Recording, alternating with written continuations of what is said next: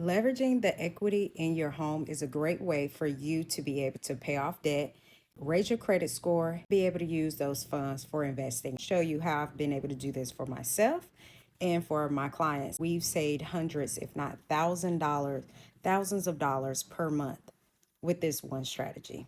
For that, I want to introduce myself. My name is Tashana Nicole. I am a mortgage broker and a real estate investor as well as coach, where I teach you how to leverage what you have in order to grow your portfolio. I've been able to build a $1 million portfolio as well as six figures in real estate part-time, and I want to help you do the same. Let's say your house is worth $300,000. Now, the balance, which is your mortgage balance, let's say it's $180,000. Because this is your home, you're going to have access up to 80% of the value, sometimes even more depending on the lender, but we're just going to use 80% as our example. Now, you're going to take the value and you're going to times it by the percentage of access, and that's going to give you access to $240,000. Now, regardless whether it's a HELOC or a balance on your home, you're going to take out that $180,000 for the balance that's up here because you do not have access to it because that's still tied into your loan. That means you have available to you $60,000. This is actually before closing costs. So this does not include closing costs. Now let's talk about what you can do with this $60,000. The reason why I love closing costs separate right now, because I want to talk about closing costs. There's a misconception with this. If you are doing a HELOC, your closing cost is going to be less than if you were doing a cash out refinance. Why? Because during a cash out refinance, we include 3 months of your taxes, 3 months of your homeowner's insurance, you have title fees, you got origination fees, and sometimes even an underwriting fee. You got your standard closing cost fees. That includes your appraisal and any other costs on that. Now, the reason why the HELOC is cheaper is because you're not including those 3 months of your taxes, 3 months that's included with your homeowner's insurance. So the reason why we do 3 months, because that gives the loan enough time to transfer over to the new lender. That's if you're doing a cash out. If you're not, then you can simply have less closing costs. The only time I say go with a HELOC when your balance is very low and your rate is great. If you have a high rate, then sometimes cash out refinance may be your best route depending on your financial situation. So I'm not going to tell you either or is best, but in terms of closing costs, HELOCs usually are less in terms of closing costs. So we're just going to use a standard 6%, which is 1% of that balance in order for our closing costs. And then we got 54%, $54,000 available.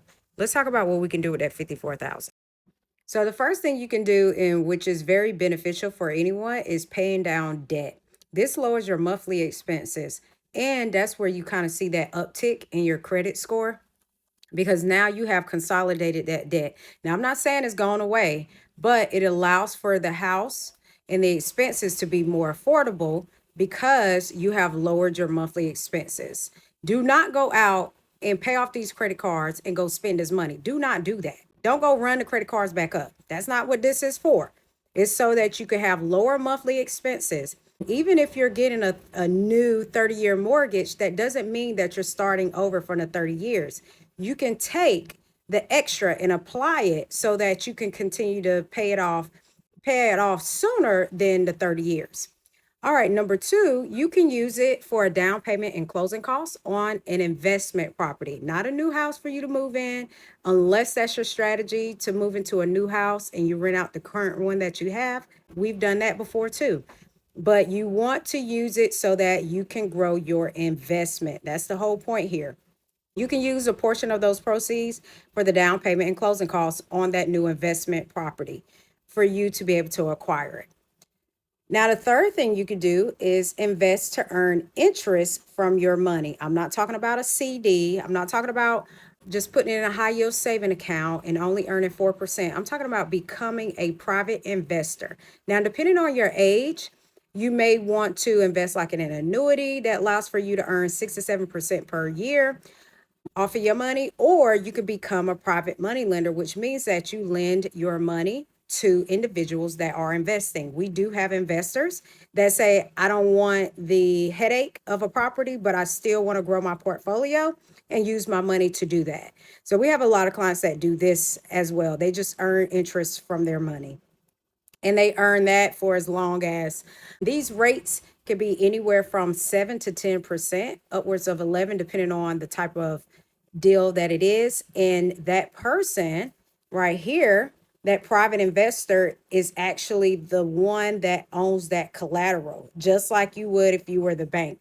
I love this one because this really allows for you to grow your money and own real estate without the headache of real estate.